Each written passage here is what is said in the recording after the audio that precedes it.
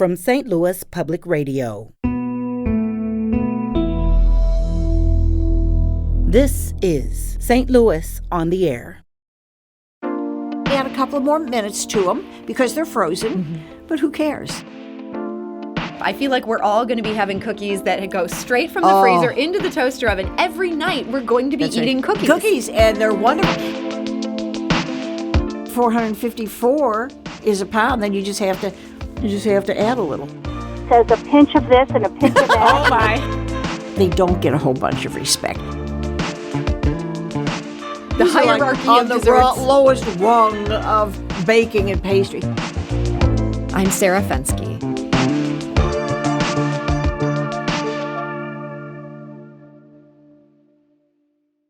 Anyone can follow a basic cookie recipe, but a few special tips and tricks can take a cookie from ordinary to sublime. It can also save you money. Helen Fletcher has those tips, and she's ready to share them. She is a self-taught baker who owned her own bakery, Truffles Inc., for 23 years. She has also made desserts for one of St. Louis's top restaurants, Tony's, for 3 decades, the last 11 as its pastry chef. She recently released a cookbook, Craving Cookies, the quintessential American cookie book. And did I mention she's doing all of this at age 82? Let's just say we should take any tips that she's willing to give us for cookies or for life. And she joins us now. Helen Fletcher, welcome. Thank you so much. It is such a treat to have you here with us today. And I got to say, you brought some treats with you. I can't even focus. They smell so delicious. I'm just sitting here staring at these beautiful cookies.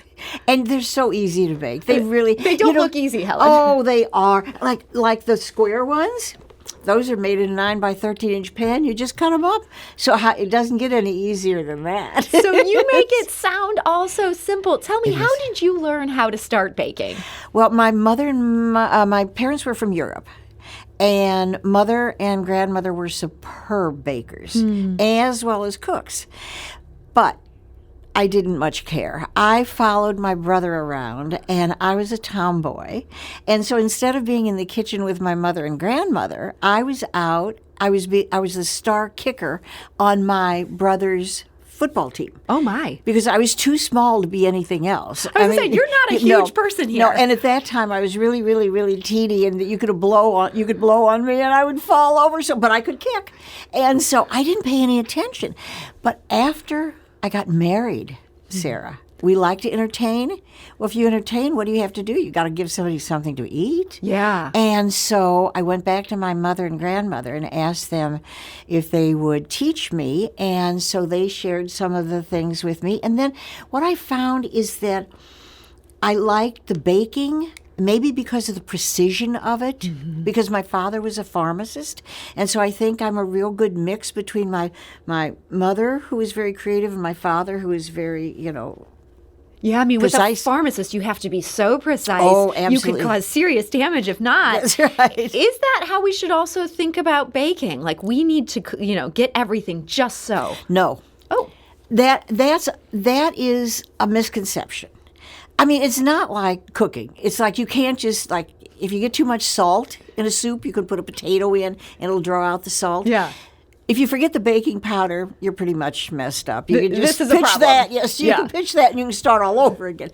But in the main, okay, like I personally use grams. The book is written with volume, grams, and ounces. The reason I use grams is because you don't have to round them off. I mean, not round them off, but you don't have decimal points. Like you don't have thirds, you don't have halves. You have 100 grams. Yeah. 100 grams is 3.5 ounces.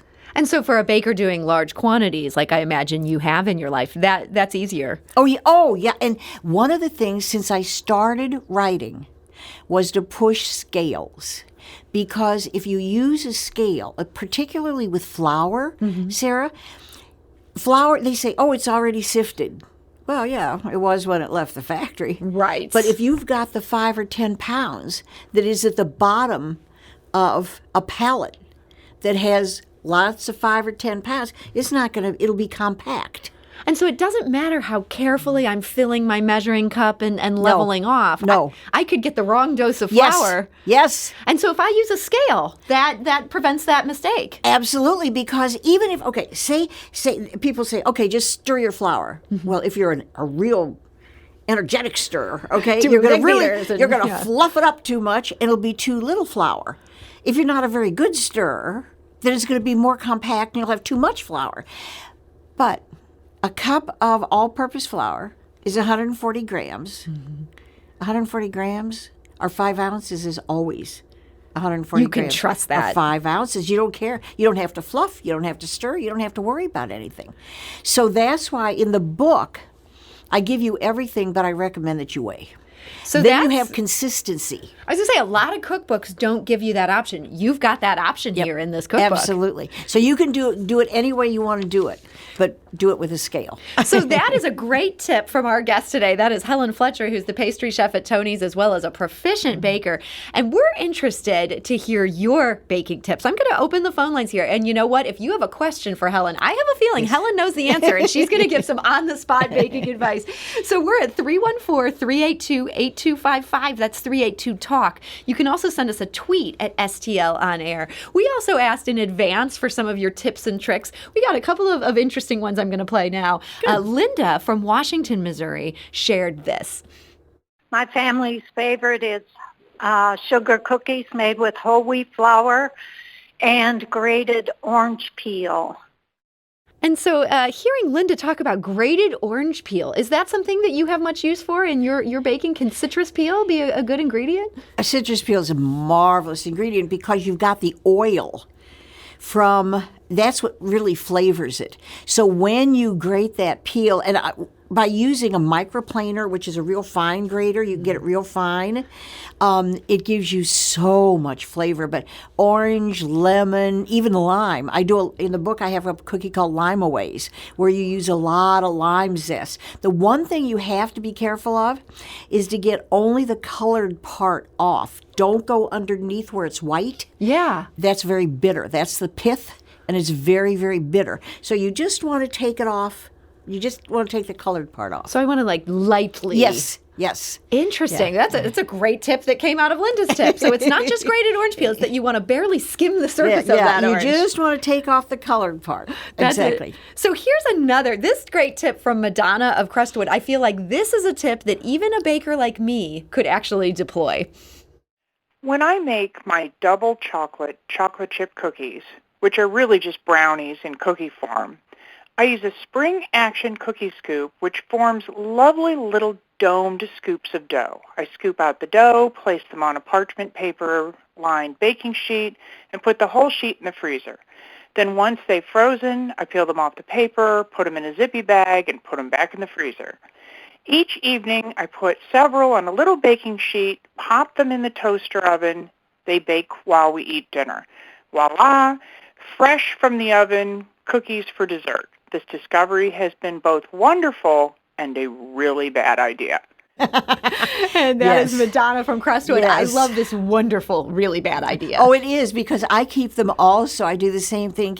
I keep several different kinds of cookies in the freezer. And then because there's only the two of us now, the children are on their own, they're far away. And so sometimes you just get a hankering for a cookie. And so I can go in and just pull out one of the cookies, put it in the oven for a few minutes, and there's nothing as good as a warm chocolate chip cookie. So these days, I feel like we're pushing so much that you don't want frozen food. You want everything to be fresh. Does that also apply to cookie dough? Okay, the thing is, especially in baking, especially with any food, it's not so much the freezing of it, it's how you do it. Okay? That's what's important. You need to make sure that you've got them wrapped well so that they're protected, preferably like in an airtight container. Then they don't get freezer burn. And you can't leave them in there forever. Nobody says, you can leave a cookie in an airtight container in the freezer for a month or so. But if you're going to go after it for 6 months or a year, it's not going to be very good. So it's time and it's how you do it. And this idea of wrapping it, do you wrap it in something and then put it in the airtight container, or an airtight container is good enough? Well, what I usually do is I do the same thing that she did, which is drop them, freeze them. Then I put them in a plastic bag, put a baggy tie around the plastic bag, then put them inside of the airtight container. Then you've got them really well protected. I love this tip. I feel like we're all going to be having cookies that go straight from the freezer into the toaster oven. Every night we're going to be eating cookies. Cookies, and they're wonderful. And you have to add a couple of more minutes to them because they're frozen. But who cares? I mean, they're wonderful. So Helen, we're talking about cookies, and I'm curious your thoughts on cookies because I feel like cookies don't always get the respect that they deserve. We think of them as maybe like, oh, this is like a kid dessert, and you grow up from there. Yeah. Is that fair? It's not fair. And the way I look, okay, when I wrote the book, the cookie books, you're right, they don't get a lot of respect, okay, because they're like there's rungs. The hierarchy of desserts. On the lowest rung of baking and pastry. But they're so easy, and they're a great way to get into it. And besides, they're just good. But no, as far as getting respect, they don't get a whole bunch of respect. But I think one of the things that I like to do in the book is I wrote the book as I would any other book, in that every piece, every ingredient is listed and talked about.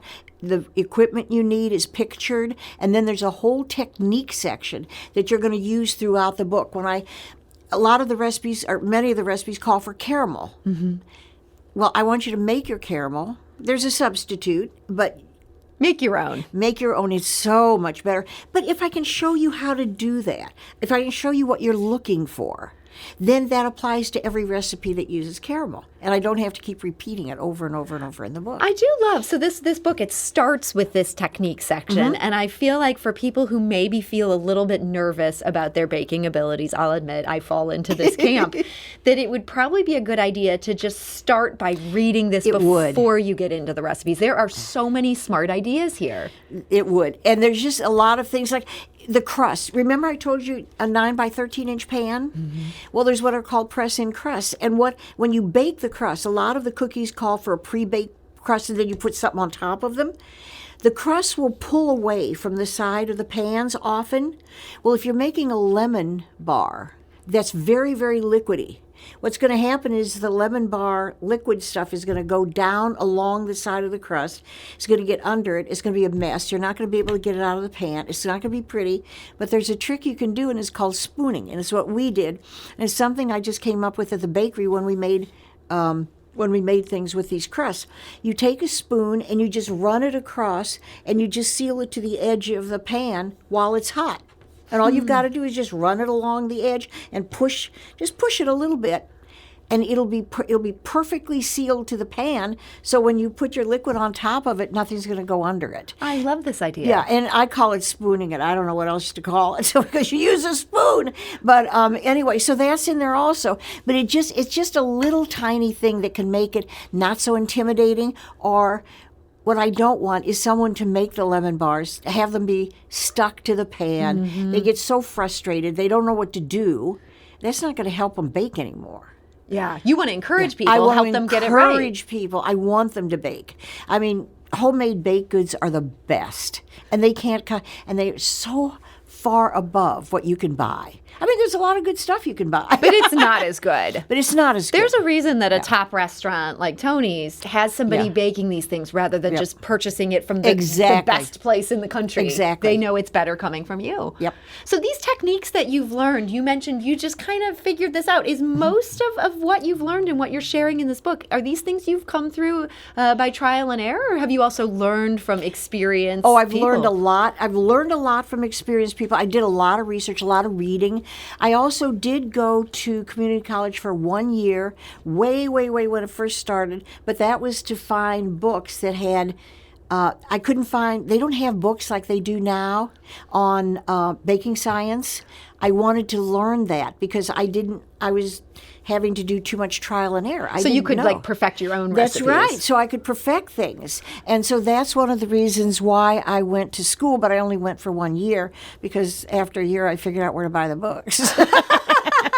that pointed you in the That's right direction, That's saved you some time. And they're in my library still. We're talking today to Helen Fletcher. She is the longtime pastry chef at Tony's.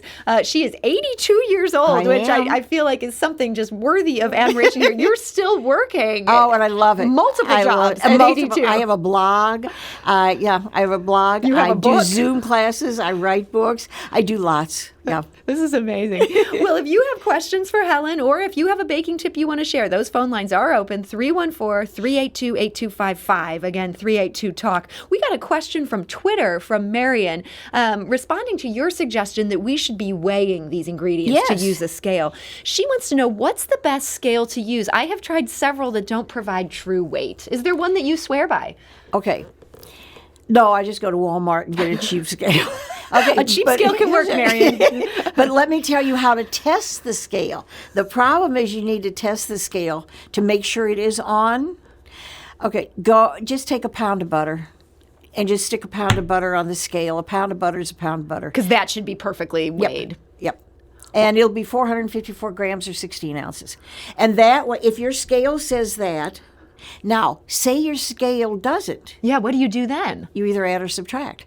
If your scale says it's 450, and you know that 454 is a pound, then you just have to add a little. See, I'm now seeing why I'm no good at baking. There's a lot of math that goes into this. I feel like your pharmacist genes that you got from your father, these are coming in handy. But the only thing I can do, Sarah, is add, subtract, multiply, and divide. Oh, that's all. Yeah, that's no, all. No trigonometry, though. No. And I was an embarrassment to my father and brother, who could do all of this really complicated stuffy stuff in their heads because they were both engineers, and all I can do is the four basic things. Well, but that's all I need. This is all you need. Hey, speaking of your father, you mentioned a very charming thing in this book. Your father, he wasn't just a pharmacist. He ran one of these old-fashioned soda counters. Yes. Yep. And so is this where your sweet tooth came from? Was maybe hanging out at the family business? No, it was hanging out with my mother and my grandmother. Every Sunday, they would make phyllo, the real thin dough. And as a child, my job was it would dry out. When they took the edges would be thick, and you had to take that off, and they'd take them off like this, and then some of it would fall on the floor. I had to sweep. That was my job. They didn't have you baking. They had you cleaning. And then, it was wonderful because we'd have fresh apple strudel or some kind of strudel for dinner. Your mom must have been a wonderful baker. She was. This was so exciting. I had croissant. I had chamtorte. I had all these wonderful things before America ever even heard of them. And your mother, you said, was from Europe. What part of Europe? Yugoslavia. Oh, okay, there's some good baking that goes on there. Oh, there's wonderful baking that goes on there. And they were in the part of the country that had the good cream, the butter, the nuts. They had all of that there. My other grandmother was in the other part. She didn't bake. Not as okay. Well, I'm going to squeeze in a caller here. Sandy is calling from Washington, Missouri, with a question for you, Helen. Sandy, hi. You're on St. Louis on the Air. Thank you so much. Helen, I just heard your grandmother was from Yugoslavia. She was. My grandmother was from Croatia. Oh, and my father was from Croatia. I love it. This is such a great St. Louis story here. Eastern Europe represent. Yeah, so I have a recipe for potica. Uh-huh. Some people, I think in Yugoslavia, they call it povatica. Yes. But I have her recipe. She was, I think, an illegal immigrant many years ago. But she didn't really measure anything, so my recipe says a pinch of this and a pinch of that. Oh, my. About a cup of this. So I have made it, and it turned out wonderful, but it's not consistent. And I think my problem is the yeast. Okay. Talk to me about yeast. What do you know about baking potica? It's just... Are you doing the real thin dough that's rolled over and over and folded over on itself? Are you doing a basic nut roll? A basic nut roll. Oh, okay. So you're going to go to my blog, which is www.pastrieslikeapro, and you're going to click in the search box for, I think it says nut rolls. I'm not quite sure. If it's not there, go to the recipe list. You'll find it. And it has 3 different kinds, and it'll solve your problems. Wonderful. wonderful. Well, Sandy, I'm so glad we could so easily solve that. Thank you for calling in. This has been a happy ending here today. And Sandy, maybe we'll get your email address as well so we can send you a link directly after the show. That would be great. And Helen, unfortunately, we are almost out of time here. We have time for possibly just one last question, and people may notice a theme throughout. I keep asking, how does a novice baker get started with this? What would you suggest is maybe the easiest cookie in this wonderful cookbook to start with if somebody just wants to just ease in? Let's see. The easiest cookie. They're all easy. They're all easy. Okay, so what's the best? What's the one that you would love to eat right now? Okay. There is a cookie that I absolutely adore, and it's easy. You're singing to the choir here. But it's not sweet. It's a savory shortbread. This sounds perfect. And it's cheddar pecan shortbreads, and they have a little bit of a kick because you use cayenne pepper. And that's in this book. That is in the shortbread chapter, and that is something that I hide the tin so no one can eat it but me. Okay, I am sold. This is what I am baking this holiday season. I'm going to check this out in the shortbread chapter. Fantastic. It's so easy because you just mix up the dough, roll it into logs, and then slice it. I'm sold. Good. Helen Fletcher, thank you so much for joining us today. Thank you.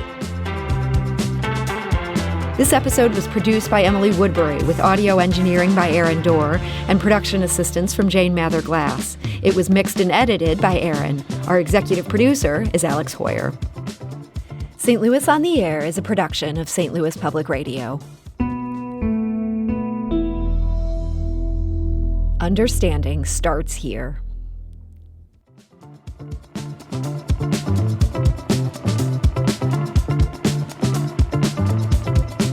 Do you find yourself regularly listening to episodes of St. Louis on the Air? Suggest us to a friend you think might enjoy our conversations. And leave us a review and rating on Apple Podcasts on the App Store. It's the simplest way to help people discover our show. Thanks. St. Louis Public Radio is a member-supported service of the University of Missouri, St. Louis.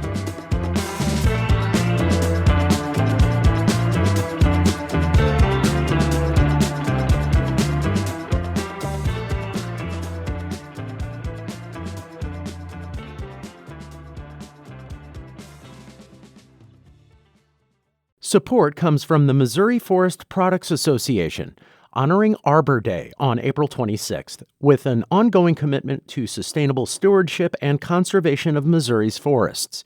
ChooseWood.com.